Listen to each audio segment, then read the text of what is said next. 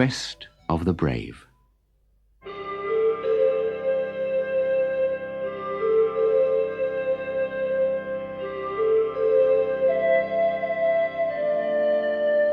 The other Indian braves laughed at Scarface. They laughed at him because he was so poor. They laughed at him, too, because of the ugly scar that spoiled his face. "Why don't you ask Bright Girl to marry you, Scarface?" they mocked. "She's refused the richest, best-looking braves from 7 villages. How could she resist you with all your money and that face?" They knew how much their jokes hurt Scarface. He loved Bright Girl. To their great surprise, Scarface said, "I shall go and ask her, for it is not always wealth or a good face that wins a woman's heart." The young men laughed even louder, but at noon Scarface walked down to the river to find the squaw called Bright Girl. "I tell you honestly," he began, "I have no family, no wealth, and you can see for yourself the face I have.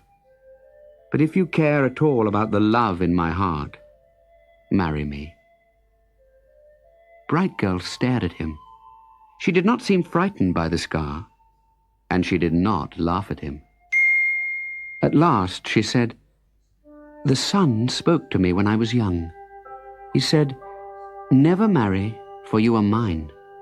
That is why I refuse all the young men who ask for my hand. But never until now have I found it hard. I don't know why, but if it were not for my promise to the sun, I would marry you, Scarface, and be happy forever." "Oh," cried Scarface, "if you had laughed at me, it would have been easier to bear. I'd like to take the sun and shake him till he lets you go." "Shush, he might hear you." Bright Girl glanced up at the sun. "Scarface, if you love me, go to the sun's lodge and ask him to free me. If his answer is yes, let him touch your face and mend it. Then everyone will know that he has given permission for us to marry." His heart pounding, Scarface turned his back on the village and set off on his long, long search for the sun.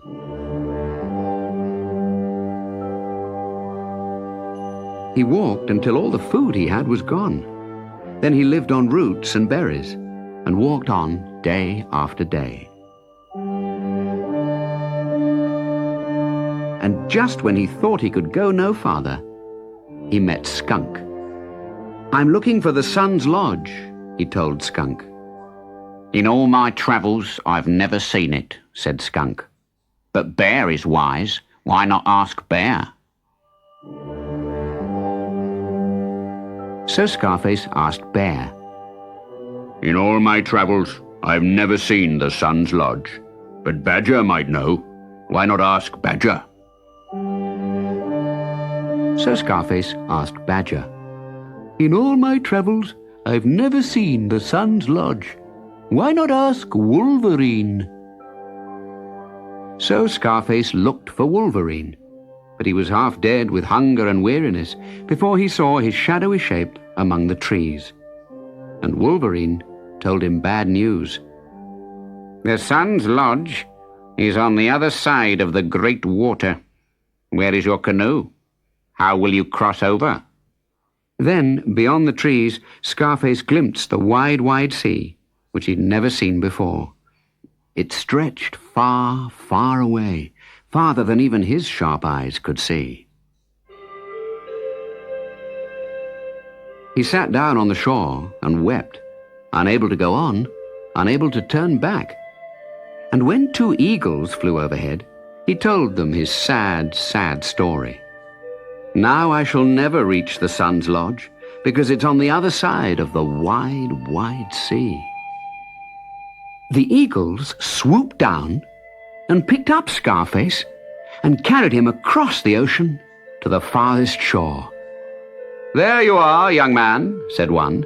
"Because of your sad, sad story, we pity you.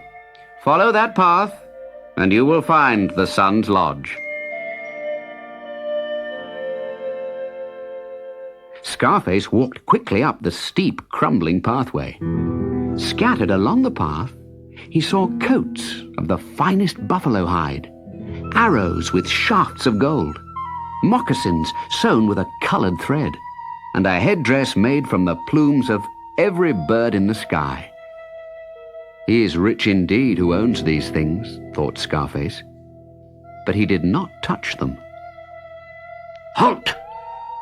Out of a tree sprang a warrior, his hair braided and his face painted to look fierce, though he was hardly more than a boy. Why did you not pick up the coats, or the arrows, or the moccasins, or headdress? He asked. Because they are not mine.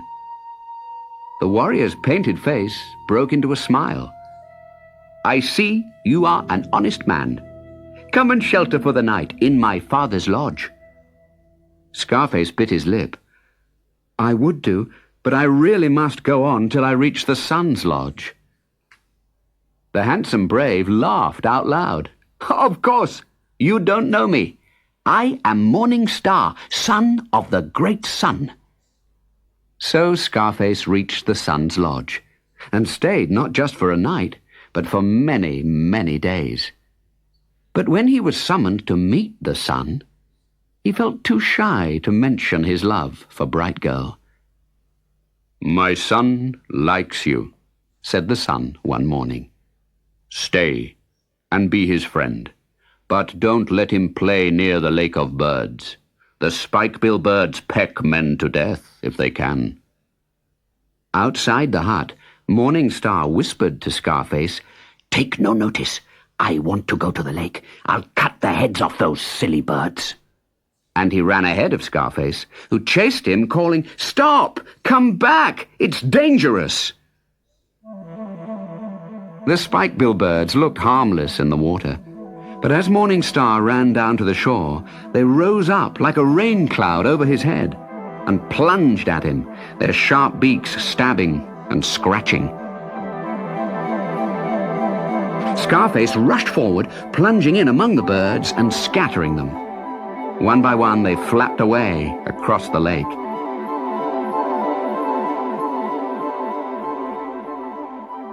Gently, Scarface carried Morning Star back to the lodge. You have saved my son's life, said the sun, when Scarface laid the boy at his father's feet.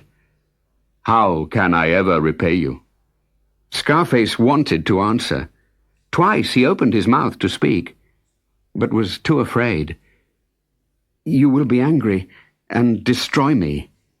Have you stayed in my lodge, and do you not know me better than that? Then tell me I may marry the squaw Bright Girl, whom you call yours. How long it took you to speak. Didn't you realize that I was overhead in the sky on that day you spoke to Bright Girl? Don't you know I heard every word? He reached out and rubbed Scarface's cheek, and at once the horrible scar was gone. Come inside, and let us give you clothes and food for your journey. So Scarface returned to Earth down the staircase of the Milky Way, wearing clothes and carrying weapons more wonderful than any ever seen before. The braves thought he was some traveler from a distant land, and the young women sighed at the beauty of his face. But Bright Girl recognized him.